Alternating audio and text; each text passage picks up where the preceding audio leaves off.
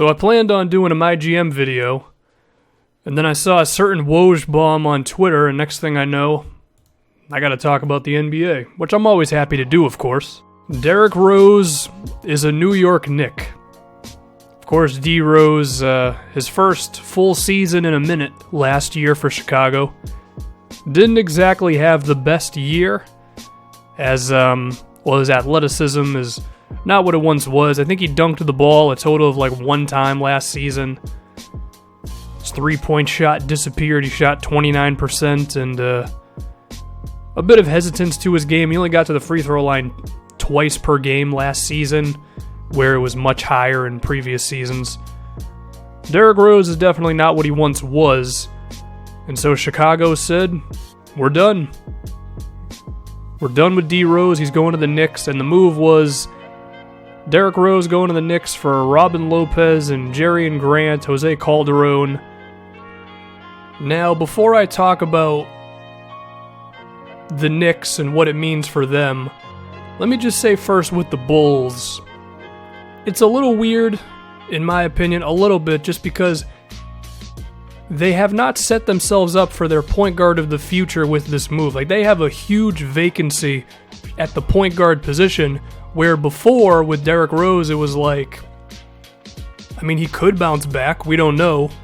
It wasn't the best season last year, but he still had a few good moments. He had a legitimately good March. Like, there's a chance that Derrick Rose could still be good, and then you just kind of traded him away, and now, like, really, you think Jerrion Grant is going to be the guy? Like, they're not acquiring themselves a high draft pick to draft Chris Dunn or some promising young point guard. Like, there's a huge hole at point guard for this. And I like Robin Lopez at center, but the Bulls pulled the trigger a little too quickly here, in my opinion.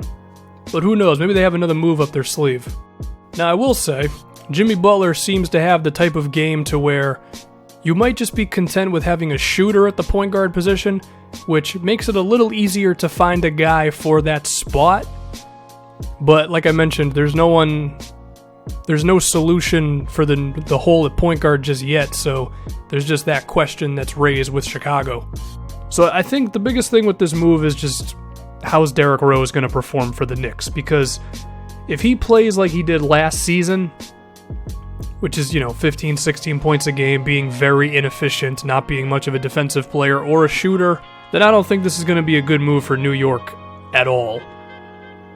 But on the flip side, if he gets a little bit more of that athleticism back, gets a little bit more confident, able to attack the rim more often, and perhaps bump his three-point percentage up a bit, then Derrick Rose could actually be a hell of a steal for the Knicks. And I think an interesting thing is Jeff Hornacek, the coach for the Knicks. The year that he led the Suns to like 47 wins off the back of Goran Dragic, they were running a lot of pick and rolls. He was getting Dragic just going downhill towards the rim and having the offense really built through that. Derrick Rose has a similar game to what Dragic did for that Phoenix Suns team. Now, he last season was not the shooter that Dragic was, but at the same time, like, Hornacek might be smart enough to get Derrick Rose going in the right direction with pick and rolls and towards the basket, and hopefully Derrick's willingness to just go to the rim like a crazy person like he once did is a little bit more back. I think the chances of Jeff Hornacek and Derrick Rose coming together for something decent, I think that's definitely possible. Now we have to think about how Derrick Rose could play next to Carmelo Anthony.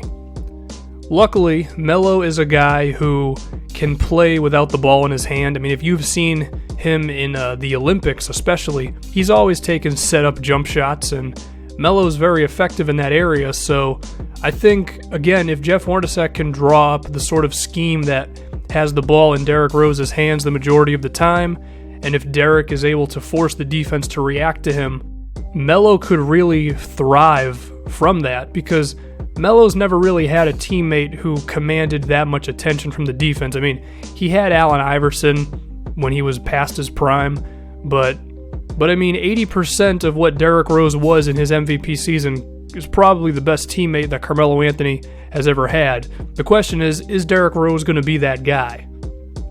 And I mention how Melo could potentially play off of Derrick Rose, Porzingis could be huge as well. I mean, you talk about a guy who can shoot from anywhere on the floor, good from mid, good from three, smart player, finds himself in the right spot at the right time more often than not, able to finish inside. Porzingis is tough, man.